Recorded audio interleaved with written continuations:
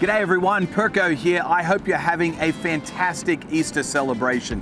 It was 1 year ago this week that I launched Perko's podcast, and I've been reflecting a lot this week over the past year.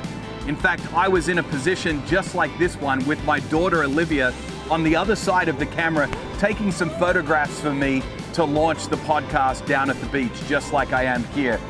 I'm so grateful for all the conversations I've had over the past year.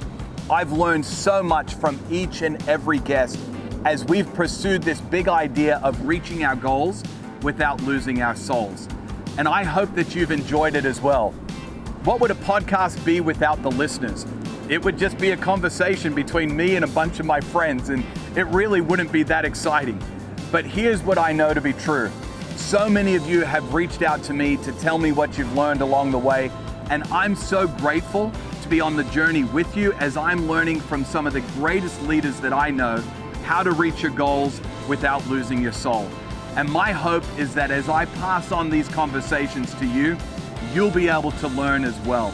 I'm learning so much from so many people, and I'm so grateful for the journey.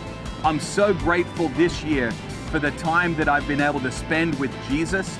And my hope that as this next year rolls along, I'll be able to spend even more time with Jesus. And my hope is that you will too. Hope you have a great year. Thanks for celebrating 1 year of Perko's podcast with me. I can't wait for our next episode to come out next week with my good friend Peter Thomas from Cape and Ray Torchbearers Association, their fellowship of ministries around the world. He has some great insights. I can't wait to share them with you. My first question, and in light of what's going on around the world, this is going to seem very trivial, but what is your favorite barbecue joint in Kansas City? Well, okay, look, in Kansas City, we have the world's greatest barbecue. If you have any doubt, just ask us. Memphis argues, Texas argues, but they're wrong. Kansas City has the best. I certainly had some challenges in when I started to introduce the coaching ideology into some of the church space. I wrote, my first book was called 12 Coaching Conversations Every Disciple Must Have. And I thought it was a really great link, but it was not well received at all because, as you said, people kind of felt like, no, this is way too secular. This doesn't belong. I think first you got to start with the word soul and what is your soul. And, you know, people who are a lot smarter and more theologically astute than me want to parse, you know, soul and spirit and emotions and will and all of that.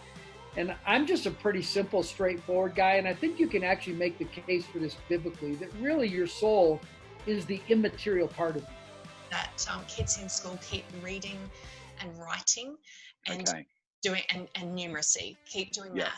So those are the three essential things when it comes to academics. Just keep them going. Sat at home, this is about the end user. If people are sat at home on the sofa and they're watching you on a TV screen, they're probably sat in their PJs and they've got a coffee in one hand and a bowl of cornflakes in the other hand. Does the format that we're using work best for them on a sofa? Patients have been around the block a few times. They've been through these situations. They're not feeling the same level of uncertainty to the long term. They're not feeling that same, personal crisis through it. They know that this too will pass. They've got a bigger reference point. Although, as I mentioned, the health resilience and the financial resilience for them is not as strong. They don't have as long in the workforce or to bounce back from the financial challenge. So I actually grew up in a multi-religious household. So my dad is a Buddhist and my mom was a Catholic. So when I grew up, and I guess the culture of Sri Lanka is the fact that it's also multicultural, very multicultural. Yes. So we would have people from a lot of different religions who were part and parcel of our life. And that was just the way we were, it's just what we were exposed to at the time. And in Sri Lanka itself, we would celebrate the important occasions in other religions as national holidays. So you would have a holiday for Ramadan, and you would have a holiday for Hajj, and you would have a holiday for Thai Pongal, and you would have a holiday for Christmas and for Easter. And so we would kind of take part in all these celebrations of all these different religions. We all know that time doesn't heal anything. Right? Like time doesn't heal anything. You can hold a grudge for your entire life. Right? We know people who have held grudges with people and they've passed away and they never got a chance to reconcile it, and it destroys them. Right? So time doesn't heal anything. The only thing time does is give you time. That's it, right? What heals is action over time. Destructive cycle. But you did mention the volcano, and for me, that's probably one of the best tools that we've discovered in our marriage ministry. And I can remember the first time I saw it. It just, for me, a guy, it made sense. You know, stuff comes out of the top of the volcano, you can see it. And I could see the pattern of our relationship. And even though I kept doing the same things, it got the same results and didn't get anywhere. Good, because I think sometimes we talk about, I'm in this role, so that's my calling. I'm in this role, that's my calling. And it gets messy, I think, sometimes if that particular role comes to an end and what's happened, have I lost my calling?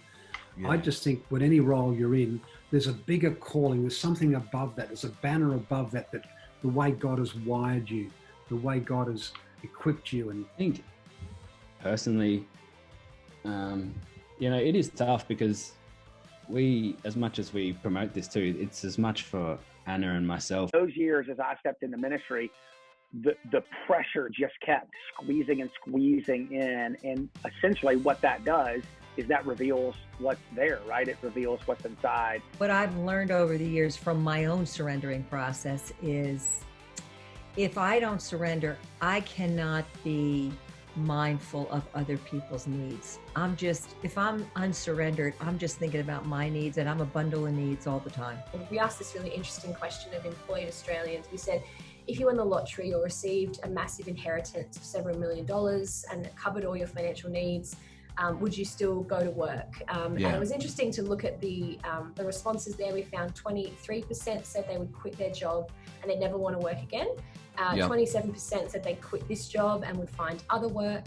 A third of Australians said they'd stay in their current role but would cut down the days, and 17% said they'd stay in their current role unchanged. So I think, we did a lot of other questions like that about how people feel when they get out of bed each Monday morning and look at the week ahead. This was something I needed to give myself, was permission to say, I've had some traumatic experiences, when it comes to the actual definition of trauma, all of us have had traumatic experiences. And, I think for the culture that we live in and the fast pace we live in, we don't stop and actually say, what is actually going on in me? We just keep moving. For me, what seemed like something very innocent and might have been to somebody else left this deep wound of shame in me. And here I am, I buried both husbands, and I'm sitting in this Bible study and I'm like, I am the unfreest person in this room. And I'm just literally nauseous, because I was like, no one can find out, my whole family will be ruined, and all the things the enemy tells you when you share a secret. But what stays in the dark gets darker. But what comes to light finds freedom and healing. They're really asking this question throughout their life of like, do you see me? Do you love me? Am I known? Am I important? Right? They want to feel that in connection. Well, I mean, there's several things. So let me just name a couple of them that come to mind. I mean, one is I think you have to be willing to start now and start small. Too many times with our goals, we just wait until the conditions are more perfect. One day I'm going to get away to the mountains in a cabin somewhere, and then I'll write that book that's been stirring inside me. Well, that's probably not going to happen. I mean, almost all my books, including my dissertation, were written in spurts. I mean, honestly, Perko, I've got this image in my mind of like sitting in the parking lot of the dance studio while I wait for my daughters. It's an hour class, and I'm in there and I'm thinking, what can I do with this hour? Okay, I'm going to edit a chapter, or I'm going to write 500 words right now. And you just have to be committed to it. I just think what an extraordinary gift it is to be human, and the range of experiences we get to have, and the joy and the deep moments of flow, all extraordinary.